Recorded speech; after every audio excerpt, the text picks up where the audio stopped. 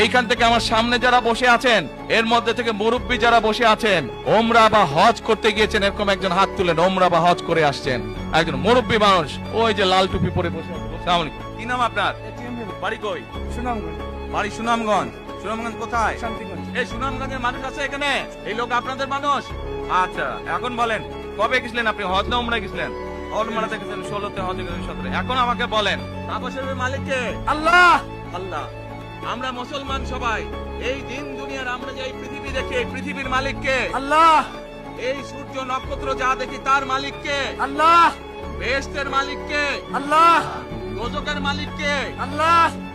আপনারা সকলেই সাক্ষী দিলেন দোজখের মালিক আল্লাহ, বেহেশতের মালিক আল্লাহ, এই পৃথিবীর মালিক আল্লাহ, কাবার মালিক আল্লাহ। আরে ভাই, যেটার মালিক আল্লাহ সেটা কি অন্য কেউ দেওয়ার ক্ষমতা রাখে? রাখে না। তাহলে কি দাঁড়ালো? নির্বাচনের আগেই একটি দল এই দিব ওই দিব বলছে, টিকিট দিব বলছে না?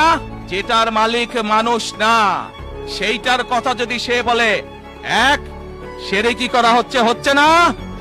যার মালিক আল্লাহ, যার অধিকার শুধু আল্লাহর একমাত্র, সবকিছুর অধিকার উপরে আল্লাহর অধিকার। কাজেই আগেই তো আপনাদেরকে ঠকাচ্ছে, নির্বাচনের ফলে তাহলে কেমন ঠকাবে আপনাদেরকে বোঝেন এবার।